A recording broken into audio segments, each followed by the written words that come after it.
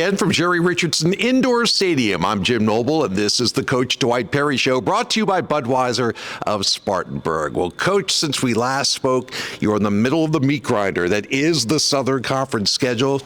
Terriers stand at 11-10, 3-5 in conference play. You've played some of the best teams in the league with varying results. We always talk about an upward trend. Where we're going to be in February and March, not necessarily where are we at in mid-January. From that perspective, how do you feel about the progress? I feel good. I think it's really easy to get caught up in just whether you win or lose games and look at the scoreboard and see, right, if we won, we got better. If we didn't win, we didn't get better. And with the group, right, especially a group like ours, right, one of the 20th youngest teams in the country, I think, again, like we've talked about, it's all about how we're going to be playing when March rolls around. And when you look at our group specifically, yeah, there's been some games that could have gone the other way that we would have liked to have won. But we're seeing a lot of improvement and growth from across the board, our whole entire program, and that's encouraging. Yeah. When we come back, we'll recap the last 3 games with this very young Terrier Ball Club, a couple big games and great atmospheres here at home. Tough one on the road against Western Carolina, and look ahead to the next road trip, 3 of the next 4 on the road for the Terriers. It's all coming up next here on The Dwight Perry Show.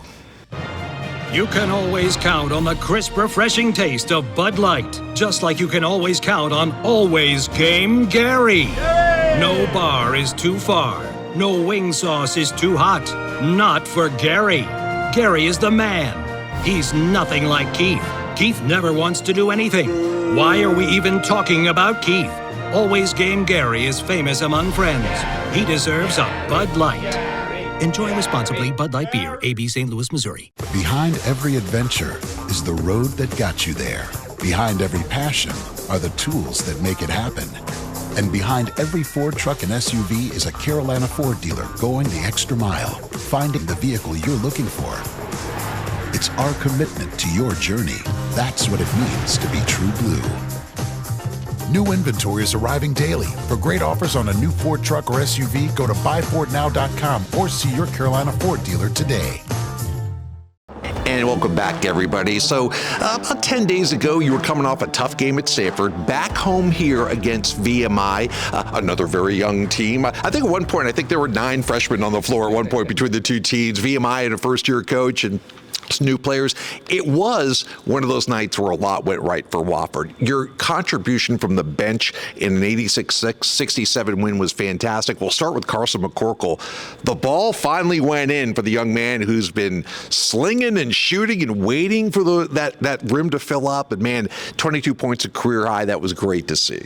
It was, right, and that was contagious. And I think our guys really fed off Carson's energy. Right, our guys love when Carson, right, is not only shooting but playing with a lot of energy on both sides of the ball.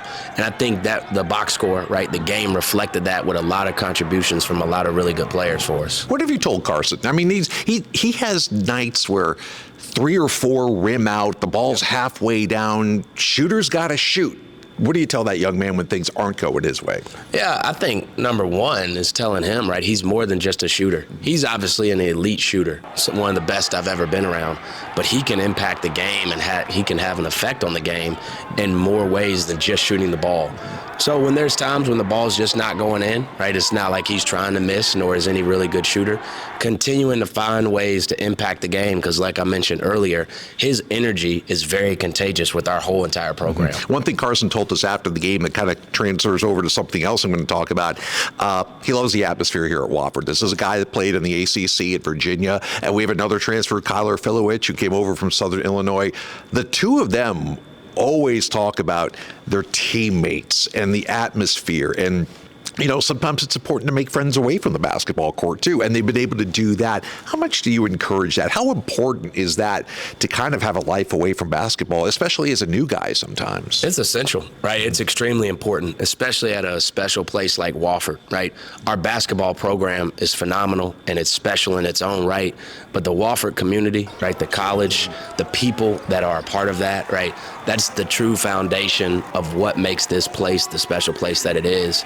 And so So when you talk about those two individuals, yeah, they're really good basketball players, and they do a lot of good things on the basketball court, but they're unbelievable human beings first and foremost. And I'm just excited that the whole community, right, at Wofford gets a chance to experience what we see on a daily basis. Yeah, you know what else those guys got to experience? A trip up to Cullowhee in the middle of January. Next up for Wofford was a game at Western Carolina, and man, so much went right for the Terriers. Of course, the final 30 seconds or so, Wofford's got a 4-point lead with 33 seconds left.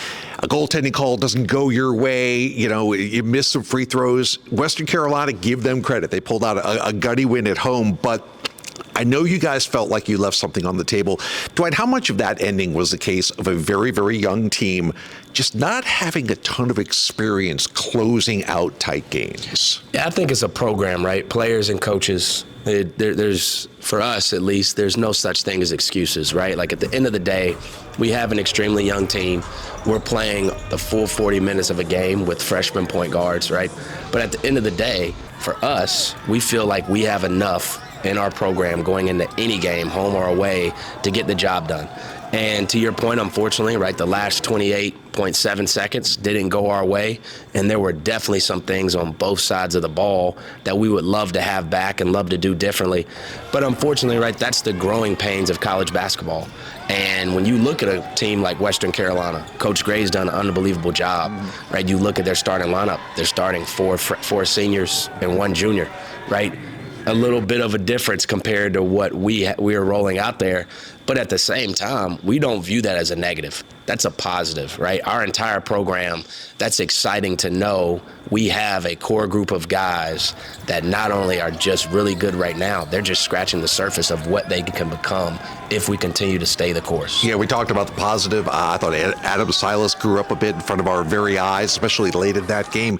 Jackson Civil's probably his best game as a Terrier. I think he had 13 and 7. Yeah.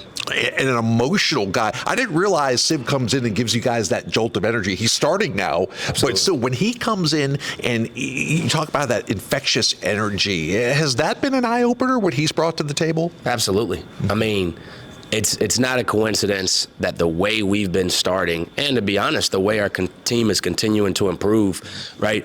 That's not a coincidence that he's starting to come into his own as a player and starting to feel more comfortable and is expanding on his role with some of the things we talked about and some of the stuff we even haven't, right? Like there's a lot of stuff that Jackson does that doesn't even show up on the box score.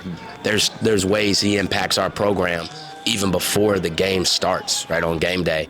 And I'm just really proud of the growth he's made since he's been here. Of course, Jackson Civil's transferring over from Murray State, so the Terriers getting some contributions. When you're a sophomore and you transfer in, you're an old man on this team, so it's good to have a little bit of leadership there in that role, too. And finally, here at Jerry Richardson Indoor Stadium the other night, Furman came to town. First of all, it was a great atmosphere. The students turned out, the fans were loud, Terriers get off to a great start. That is a good team, a graduate fifth-year leaders team in Slauson and Bothwell. You guys, I thought you guys laid it all on the line and just maybe just ran out of some gas, both mentally and physically. Late in the half, Furman pulled away for a win. But the first time your players have experienced that rivalry atmosphere, how many dividends do you think that'll pay down the road, especially when you play Furman again? Huge. I mean, we've already spoke on it. There's only 3 scholarship players on our roster that knew what this rivalry was about going into the game, right? And to your point, right, you look at the majority of their guys coming back with 2 fifth-year guys. You know, that's something that is important. But I was really pleased with the progress our team made. You know, we definitely have areas we have to continue to get better at. That's something that our whole entire program, players and coaches, knows, right, that we must continue to get better. But it's also encouraging to see a lot of the growth we made as far as continuing to shoot the basketball well against a really good team, right? Continuing to share the ball, continuing to do a lot of things that can disrupt really good teams like Furman. And so again, like we talked about, you know, the game did not finish how we wanted to. It was a 4-point game with about 5 minutes left, and they went on their last run after both teams kind of went blow for blow. But I really do think not only here in the short term, but long term in March, a game like that and an atmosphere like that is going to pay huge dividends for not just, right, certain players, but our whole entire team. Well, when we come back, road warriors the Terriers will be. Also the second time around, another look at a lot of these teams We'll also talk about Dwight's coaching staff, the division of labor, who's doing what for the Terriers behind the scenes. It's coming up next. Black and gold. Bold. A victory story about to be told. Grit, toughness, and tenacity. A hub of hard work in Hub City. We're on these wins like dogs on a bone. In the zone. Our place, in your face, won't leave you alone. Strength, speed, fire, true. I'm sorry, do these things trouble you? We're Wofford College. We fly the W. Ingalls, proud partner of the Wofford Terriers. It doesn't matter if you're active on the road or in the gym. Your body is your strongest tool. Spartanburg Regional Sports Medicine Institute is here to push you to the next level. With partnerships across Spartanburg County schools, we're here when it happens. We diagnose, treat, and heal at the Sports Medicine Institute to get you back and active, in the gym, in the game, and to the next level. We never quit because you never quit. Think big. Something life-changing. I'm talking education. Let's get inventive. Blow things up in a good way. Do it for 20 years? Wake up and education has received billions in funding. Who does all this? If you've ever played one of these or these, that would be you. Yeah, thank you. Welcome back to the Coach Dwight Perry Show, brought to you by Budweiser of Spartanburg. I'm Jim Noble. All right, pack your bag, get your pillow and your comforter ready. Terriers are hitting the road for 3 of the next 4. We'll start off with really the last first-time game we'll play. A look at Chattanooga. Chattanooga team that started out like maybe they were going to blow through the Southern Conference. Jake Stevens' injury, big factor heading into this one. Talk about what to expect at Chattanooga on Wednesday night. Yeah, they're a really good coach team. Obviously, Coach Earl has a lot of familiarity with the league, having been in the league before. But, you know, it kind of sounds like a repetitive theme, but they're one of the oldest teams in the country. And what they do a really good job of, right, is they shoot more threes than any team in the entire country. And they have guys that can really shoot it. So they're not just chucking up bad shots. They do a really good job within how they play in their offensive scheme to generate a lot of three-point attempts that they can make at a really good clip if you allow them comfort and allow them to get those type of shots they want. Then after that one, you come back here for a 2 p.m. Saturday game against Sanford, and then at ETSU at Furman. Talk about the second time around, Dwight. I know you guys do a lot of self-scouting, but everybody's scouting you, too, at the same time. Everybody has a game tape to go on to. The second time around, what challenges does that bring in terms of adjustments, both you to them and them to you? Yeah, I think there's a fine line, right? There's definitely things we can improve on, whether you won or lost the game. But I think the biggest thing for us, for our group, right, is continuing to get better. And at the end of the day, if we're focusing on the stuff that we need to improve, I think that's going to pay dividends regardless of the opponent. There's definitely tweaks here and there that you can make, you know, specifically to the team. But holistically, there's definitely areas that we can continue to improve on that I think will pay huge dividends for the second half of conference. Well, that'll be the job for Dwight, his staff. And when I say staff, you guys are kind of thin right now. You guys have one of the smallest support staffs in the league. We go to some schools and see 2 rows of assistants and support personnel. And right now, it's you in terms of the coaching staff. It's you, longtime assistant Will Murphy, and first-year assistant Ty Anderson. Let's talk about the division of labor. Who's got the scout? Who works with the big man? Offense, defense? I know you've had to adjust that, given everything that's happened this year, but kind of give everybody a look at where the major responsibilities lay. Yeah, for us, right, especially right now, like you mentioned, being down a staff member, I think it's a very collaborative deal, right? Like everyone has a hand in a little bit of everything. You know, obviously Ty Anderson does a really good job with our post players, right? Coach Murphy, Will Murphy, is unbelievable with the development of guards and point guards in general, right? But at the end of the day, with how we play offensively and defensively, right, our entire staff does a really good job of having a hand in a little bit of everything, of skill development, of scouting, and just overall game preparation. And as much as obviously there's a lot of stuff to focus on, we've talked about kind of the slate we have coming up with road games. I think for our entire program, the major focus is just taking it one game at a time. I know you've gotten great contributions. We talked about Paul Coyer and Diane Boyce with the athletic performance staff and David Kaplan with the operations side. Let's talk about Dwight Perry. How's life different in the big chair? How has your role changed? Because any head coach has to deal with a lot more non-basketball things when you get media requests, and you got to do all kinds of things that you didn't have to do as an assistant. How has that transition been for you? Yeah, I mean, it's just like any other transition. There's ups and downs. There's things, obviously, that can consume your plate. But I think the biggest thing for myself and the rest of our staff, right? You mentioned the Diane Boyce, Paul Coyer, David Kaplan.